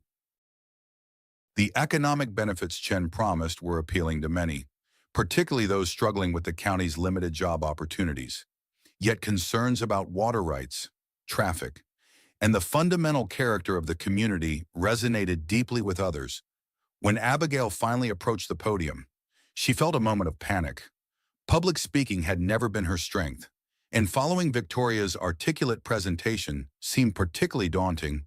But as she looked out at the crowd, she saw many familiar faces, people who had helped clear the orchard, who had offered advice and encouragement, who had believed in Meadowbrook's potential when it was still more dream than reality. "My name is Abigail Reynolds," she began, her voice steadier than she'd expected. "6 months ago, I was a waitress with no connection to farming beyond childhood memories of my grandfather's orchard. Today, I'm the caretaker of Meadowbrook Farm, a property that has taught me more about community, perseverance, and meaningful work than I ever imagined possible." She described discovering Thomas Bedford's safe, the unique apple varieties that had survived against all odds, and the emerging business that would preserve this agricultural heritage while creating sustainable economic value. "What I've learned from Thomas Bedford's journal and from working this land is that true stewardship means balancing present needs with future responsibilities. The development Mr. Chen proposes offers quick economic benefits, but at what long-term cost to our water resources, agricultural capacity, and community identity?" Looking directly at the commissioners, she concluded, "I'm not opposed to progress or change, but I believe progress should build upon our strengths rather than replacing them. Clearwater County's strength has always been its agricultural heritage, and the people who maintain it. I ask you to consider whether Meadow Vista Estates would enhance that heritage or simply consume it." The commission ultimately took no action that day, scheduling further hearings and requesting additional environmental impact studies before making any zoning decisions. As the crowd dispersed, Abigail found herself surrounded by neighbors offering thanks for her comments and updates on their own small farms. "You did well in there," Victoria said as they walked back to the car. Speaking from authentic experience is powerful. The commissioners were listening. "But will it make a difference?" Abigail asked. "Sterling has resources, professional lobbyists, fancy presentations. We have what passion and history Don't underestimate those, Victoria replied. And don't underestimate what you've already built at Meadowbrook. Chen dismisses it as economically marginal. But he's wrong. What's emerging there is precisely the kind of sustainable, heritage-based business that represents rural America's future. The following weeks brought a whirlwind of activity. The first test batch of cider, made with conventional apples while waiting for their heritage crop, proved surprisingly successful, with Walter's expertise and Jason's enthusiasm combining to create a product that exceeded Abigail's expectations. Local restaurants expressed immediate interest, and Rosie offered to feature it exclusively at the diner. Meanwhile, the controversy over Sterling's proposed development intensified. County commission meetings became standing room-only affairs as residents debated the community's future. The local newspaper devoted front-page coverage to the issue, including a feature on Meadowbrook's restoration that highlighted the discovery of Thomas's unique apple varieties. Public opinion seemed increasingly divided between those who saw Sterling offering much-needed economic development and those concerned about preserving the county's agricultural character. The commission, clearly feeling pressure from both sides, delayed their decision repeatedly while requesting more information. On a warm May morning, as Abigail sorted apples for their second test batch of cider, Rosie arrived at the farm with news. Chen's been meeting privately with farmers all around you, she reported, offering prices well above market value for their land. 3 have already sold options. From what I hear, Abigail leaned against the sorting table, processing this information. He's not giving up, is he? Not his style, Rosie replied. Word is, Sterling has invested too much in the planning to back out now. They'll keep pressing until they get their development approved. Later that day, as if to confirm Rosie's intelligence, Alexander Chen himself appeared at the cottage door. His demeanor was all business, but Abigail detected an underlying tension in his carefully controlled expression. Miss Reynolds, he began without preamble. I'll be direct. The situation has evolved since our last conversation. Sterling has secured options on approximately 700 acres surrounding Meadowbrook. Our development will proceed with or without the county's immediate approval. Then why are you here? Abigail asked, not inviting him inside. Because your property remains the centerpiece of our ideal plan. He produced a document from his portfolio. This is our final offer, $2.5 million for Meadowbrook Farm, with guarantees that the main house will be preserved as a historical building and the original North Orchard maintained as a heritage garden. You would retain rights to Thomas Bedford's apple varieties and could continue production off-site. The figure was staggering, far more than the property could possibly be worth by conventional valuation. For a brief moment, Abigail allowed herself to consider what such a sum would mean for her family's future college fund secured.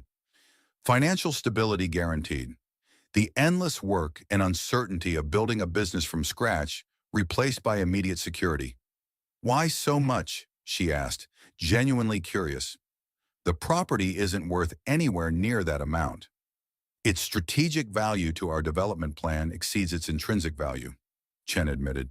Additionally, the publicity surrounding your restoration project and the discovery of those heritage apples has created complications for our approval process. Acquiring the property resolves those issues. Abigail studied Chen's face, understanding now that the offer wasn't just about acquiring land, it was about acquiring a story. Sterling wanted to incorporate Meadowbrook's narrative of agricultural heritage and historical discovery into their development marketing, neutralizing opposition by appearing to preserve what many residents now saw as a community asset. I need to think about this, she said finally, and discuss it with my family. Chen nodded, clearly having expected this response. Of course, but I should note that the offer expires in 72 hours. Sterling's board meets next week to finalize Phase 1 planning, with or without Meadowbrook included. After he departed, Abigail sat alone at the kitchen table, the offer document before her, its figures seeming to grow larger the longer she stared at them. $2.5 million, security, certainty, an end to the constant worry about whether their fledgling business would succeed, whether the restoration costs would exceed projections, whether the heritage apples would perform as hoped in commercial production. When Jason and Emily returned from school, she shared Chen's offer, watching their reactions carefully. To her surprise, both children immediately rejected the idea. "But we've just started," Emily protested. "The trees are blooming, and my garden is growing. And we were going to open the tasting room next month." "And what about Thomas's apples?" Jason added. "Chen says they'd preserve the North Orchard as a heritage garden, but that's just for show. They wouldn't actually continue his work or honor what he was trying to do." Their immediate commitment to the farm touched Abigail deeply. In just 6 months, this place had become more than property to them. It had become home, purpose, identity. She realized with sudden clarity that it had done the same for her. What had begun as a desperate gamble for affordable housing had evolved into a calling that engaged her mind, body, and spirit in ways her previous life never had. That evening, she called Victoria to discuss the offer and was surprised to find the older woman didn't immediately dismiss it. "It's a very significant sum," Victoria acknowledged, "and while my trust would be disappointed to lose Meadowbrook as a preservation project, our agreement gives you the right to sell if you choose. I wouldn't fault you for accepting, especially given the children's future needs." "But you wouldn't take it, would you?" Abigail asked, sensing the unspoken thought. Victoria was quiet for a moment. "No," she finally said, "but my circumstances are very different from yours. I have financial security that allows me certain choices. You need to make this decision based on what's best for your family."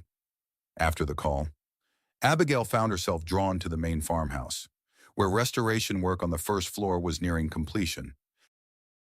The parlor where they had discovered Thomas's hidden safe had been carefully renovated, preserving original details while making the space functional for modern use. They planned to open it to visitors as part of tours that would eventually include the cidery and orchard. In this room, a century earlier, Thomas Bedford had made countless decisions that shaped the farm's destiny. Had he ever faced a crossroads like this? Had he ever been tempted to take the easier, more certain path? Abigail opened his journal to an entry she had marked weeks earlier. June 12, 1899. Received an offer today from Western Consolidated Fruit to purchase the entire North Orchard harvest at a guaranteed price regardless of quality. The certainty is tempting after last year's market fluctuations. Yet their requirement that I abandon my experimental grafting in favor of their preferred commercial varieties gives me pause. Security purchased with independence is seldom worth its price. Decline their offer. Will continue on our chosen path, uncertain though it may be. The parallels to her current situation were striking. Thomas had chosen independence and purpose over security and certainty. A century later, Abigail faced essentially the same choice. The next morning, she walked the perimeter of the property alone, trying to see it through fresh eyes, the orchard in full bloom, the newly cleared fields waiting for additional plantings, the small barn transformed into a cidery, the cottage garden bursting with spring vegetables. Everywhere she looked, she saw not just what was, but what could be. The vision gradually taking physical form through daily effort and commitment. Chen's offer promised immediate reward without further struggle, but it also meant surrendering this emerging creation at the very moment it was beginning to reveal its potential. More than that, it meant abandoning the broader vision of what Meadowbrook might represent, not just for her family, but for the community and the county's agricultural future. By the time she completed her circuit of the property, Abigail had made her decision. She texted Chen a simple message. "Thank you for your offer, but Meadowbrook is not for sale at any price." His reply came almost immediately. "You're making a significant mistake. Miss Reynolds, Sterling will proceed with development on all surrounding properties. Your farm will become an island in a sea of construction, with likely impacts on your water access and business viability." The threat was thinly veiled but clear. Sterling intended to move forward aggressively, possibly using their surrounding properties to create problems for Meadowbrook. Yet rather than intimidating her, Chen's message solidified Abigail's resolve. If Meadowbrook was worth surrounding, if it was worth $2, $5 million to Sterling, then it was certainly worth fighting for. That afternoon, she called a meeting at the farm, inviting Victoria, Dr. Winters from the university, Walter, Rosie, and several neighboring farmers who had expressed concern about Sterling's plans. They gathered in the newly renovated parlor of the main house, with additional folding chairs brought in to accommodate everyone. "Thank you all for coming," Abigail began. "As most of you know, Sterling Development has been pursuing an aggressive strategy to create a luxury development surrounding Meadowbrook Farm. Yesterday, they made a final offer to purchase this property, which I declined." Murmurs of approval ran through the group, but Abigail raised her hand. "That decision means Sterling will likely intensify pressure on the county commission for approval of their plan and on neighboring properties to sell. They've made it clear they intend to isolate Meadowbrook if they can't acquire it," Victoria spoke up. "The legal challenges to their water usage plans are substantial, but Sterling has resources to fight prolonged battles. We need a more comprehensive strategy, which is why I've asked you all here," Abigail said. "Individually, each of our farms and businesses is vulnerable. But what if we created something larger, a formal agricultural heritage district that would provide legal protections, marketing advantages, and shared resources?" The concept sparked immediate interest. Over the next 2 hours, the group discussed possibilities ranging from a simple marketing collective to a legally designated agricultural preservation zone that would require special zoning considerations. Dr. Winters offered the university's resources to develop sustainable farming approaches suited to the region's specific conditions. Victoria suggested the trust could provide matching funds for cooperative infrastructure improvements. By evening's end, a framework had emerged. The Clearwater Agricultural Heritage Alliance would unite farms committed to sustainable practices and preservation of historical agricultural approaches. Members would share marketing resources, equipment, and expertise while retaining independent ownership. With proper designation from the county, the cooperative zone would receive special consideration in development decisions affecting water rights, road access, and zoning. "This is more than just defensive," Frank Johnson, a third-generation dairy farmer, observed. "This is actually a better business model for most of us. Shared resources, collective marketing, educational components. These make economic sense regardless of Sterling's plans." As the meeting concluded, Abigail felt a surge of hope more powerful than anything she'd experienced since discovering Thomas's apple varieties. They weren't just fighting against something, they were building something, a vision for rural preservation that honored heritage while embracing innovation and cooperation. The weeks that followed brought intense activity on multiple fronts. The cooperative concept gained momentum as more farmers joined, attracted by both the protective aspects and the economic benefits of collective marketing and resource sharing. Victoria's legal team worked with county officials to develop formal designation criteria for an agricultural heritage zone. Using models from other regions that had successfully balanced preservation with development, Sterling countered by accelerating their timeline and intensifying their marketing campaign, emphasizing job creation and tax benefits while characterizing the cooperative as anti-progress. Community meetings became increasingly contentious, with clear divisions emerging between those who prioritized economic development and those concerned with preserving agricultural heritage. Through it all, work at Meadowbrook continued. The tasting room was completed and opened for limited weekend hours, offering samples of their test batches while educating visitors about the history of the farm and the unique apple varieties being restored. Local media coverage brought unexpected attention, drawing visitors from neighboring counties curious about the lost apple varieties and the hidden safe story. Dr. Winters and her team made a breakthrough in propagating Thomas's most challenging variety, the one showing the strongest disease resistance markers, creating genuine excitement in horticultural circles and leading to the university's first licensing inquiry, which would provide immediate revenue to support the farm's continued restoration. As June arrived, the county commission finally scheduled their decisive hearing on both Sterling's development application and the proposed agricultural heritage zone designation.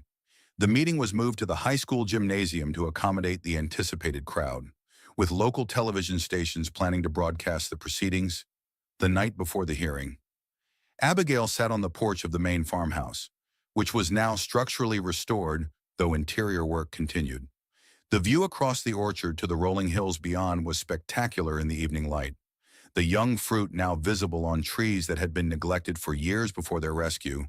She was joined by Jason and Emily, both uncharacteristically quiet as they contemplated the next day's hearing. "What happens if we lose?"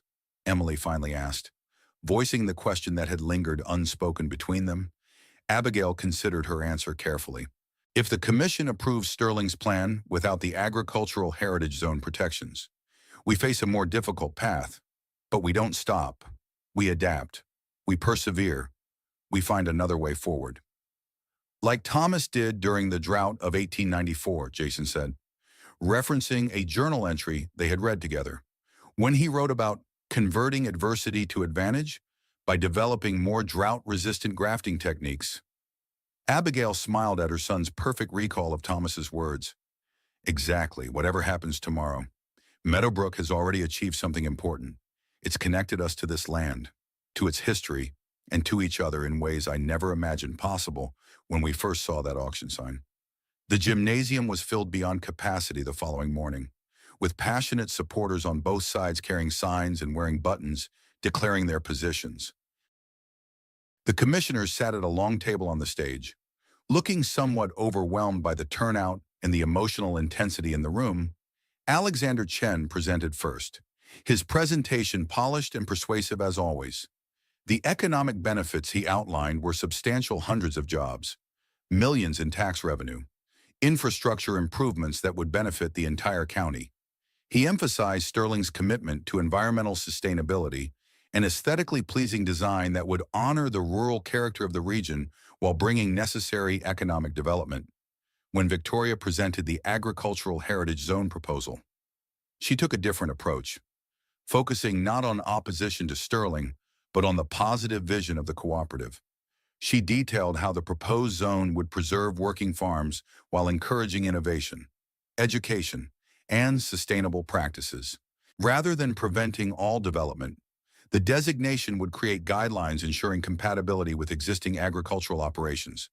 "This isn't about choosing between past and future," she concluded. "It's about building a future that honors and incorporates our agricultural heritage rather than erasing it." Public comment lasted for hours, with impassioned speakers on both sides. Business owners emphasized the need for economic growth. Farmers spoke of multi-generational connections to the land. Younger residents described the challenge of finding local employment, while older ones expressed concern about losing community character. When Abigail's turn came, she brought something none of the others had: a tangible product of Meadowbrook's restoration. Placing a bottle on the commissioner's table, she explained, "This is the first official bottling of Bedford Resurrection cider, made from the historic orchard we've restored. It represents what's possible when we approach development as enhancement rather than replacement." Glancing toward the section where Jason and Emily sat with Rosie and Walter, she added, "When I first came to Clearwater County, I was a single mother with few prospects beyond waiting tables. Meadowbrook Farm gave my family not just a home, but a purpose and a future. I believe the Agricultural Heritage Zone can do the same for our entire community, honor our past while opening doors to new possibilities that remain true to who we are." The commissioners ultimately voted 3-2 to approve the Agricultural Heritage Zone designation, with modified boundaries that still allowed for a scaled-down version of Sterling's development in less agriculturally significant areas. It was a compromise that left neither side completely satisfied, but that most community members viewed as a reasonable balance. For Meadowbrook, the decision meant protection of their water rights, limitations on incompatible adjacent development, and formal recognition as an agricultural heritage site that would enhance their marketing position. For the newly formed cooperative, it provided a foundation for collective action that would strengthen all participating farms. 1 month later, as summer reached its peak, Meadowbrook Farm hosted the official launch of their first commercial cider release. The event doubled as a celebration of the cooperative's formation and a thank you to the community members who had supported their efforts. The restored farmhouse and grounds welcomed over 300 visitors throughout the day. Tours of the orchard, demonstrations of traditional cider pressing techniques, and tastings of both conventional and heritage variety ciders created an atmosphere of celebration and accomplishment. Victoria, observing the activity from the shade of an ancient oak tree, smiled as Abigail joined her. "You've created something remarkable here in just 9 months," she said. "Thomas Bedford would be proud." "We've created it," Abigail corrected her. "Without your trust, none of this would have been possible." Victoria shook her head.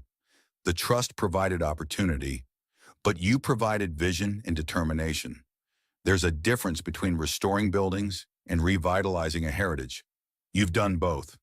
As the celebration continued into evening, with string lights illuminating the orchard and local musicians playing on the farmhouse porch, Abigail found a quiet moment to visit the parlor where they had discovered Thomas's safe. The restored room now featured a display of items from the safe: the journal, ledgers, and period photographs. Along with the story of their discovery, she opened the journal to its final entry. Written in 1924 when Thomas was in his 70s, August 17th, 1924, place this journal and other papers in the vault today, a record of our stewardship for whoever might follow.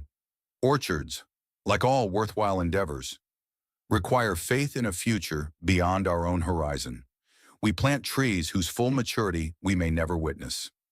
Graft varieties whose peak production will come after our hands can no longer harvest them. This is not folly, but wisdom to contribute to a story longer than our own chapter, to nurture something that will outlast us. Meadowbrook has been my life's work, not because I shaped it, but because it shaped me. May whoever finds these words understand that the true harvest of this place is not measured only in bushels or barrels, but in the cultivation of both land and character. As Abigail closed the journal, she gazed out the window at her children among the celebration crowd, Jason confidently explaining cider production to visitors, Emily proudly leading tours of her expanding herb garden.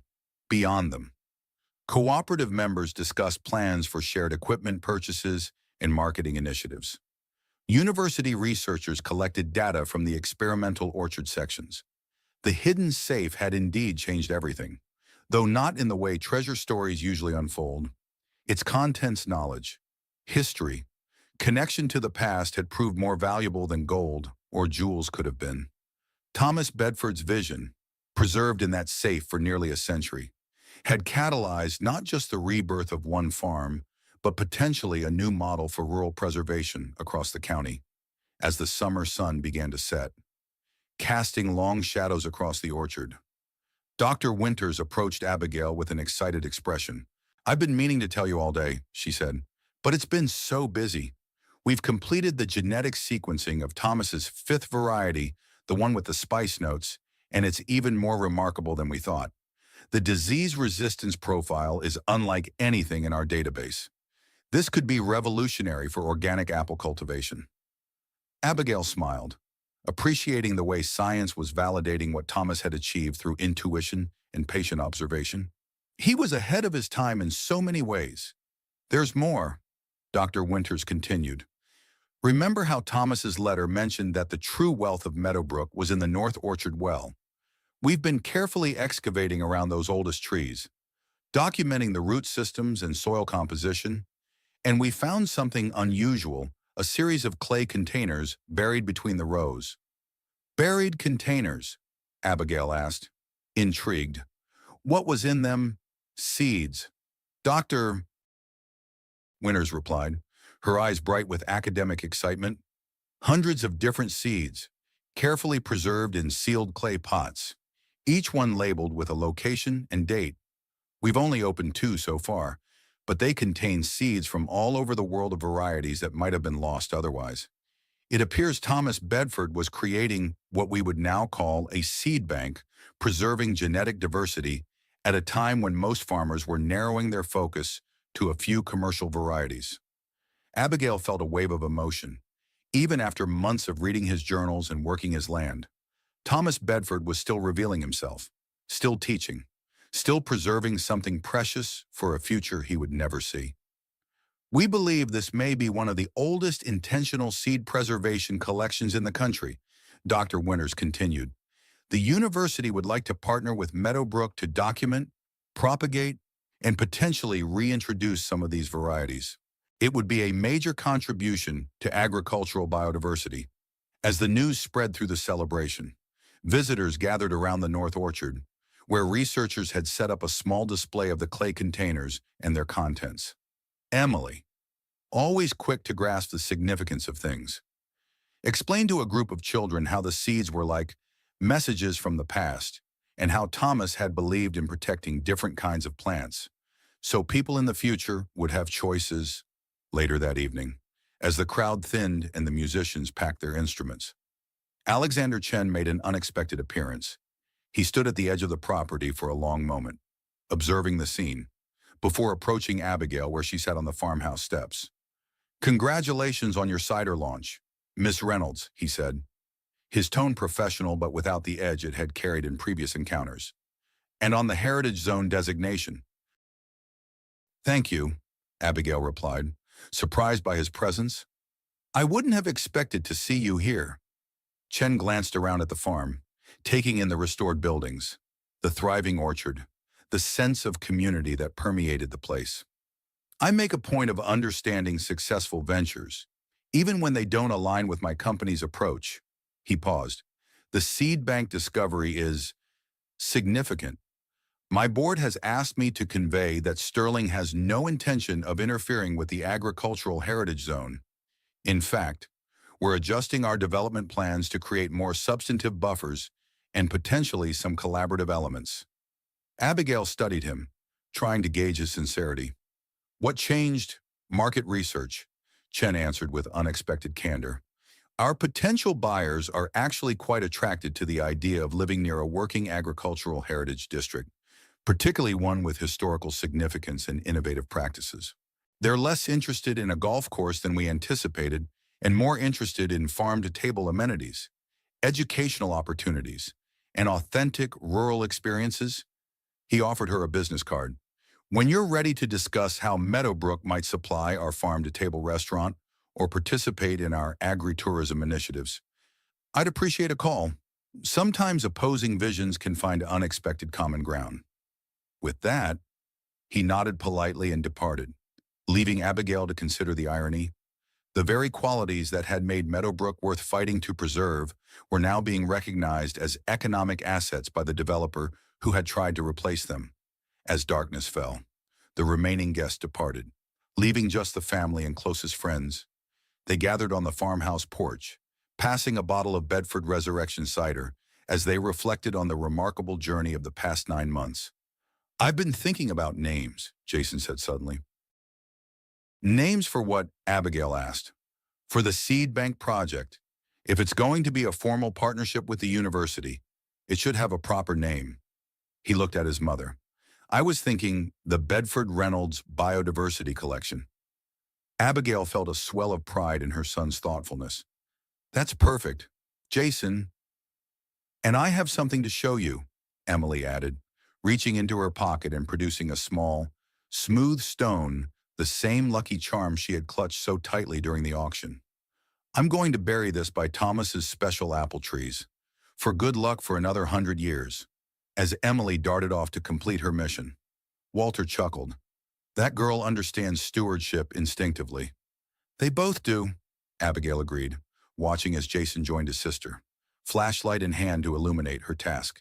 Victoria, who had remained largely silent during the evening's wind down, finally spoke.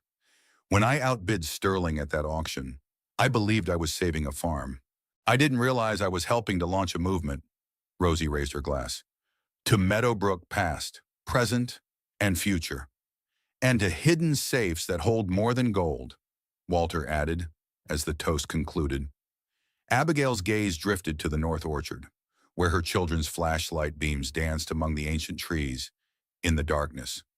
She could almost imagine Thomas Bedford standing there, nodding in approval at what his farm had become, not a museum piece frozen in time, but a living, evolving testament to the enduring value of agricultural heritage and innovation.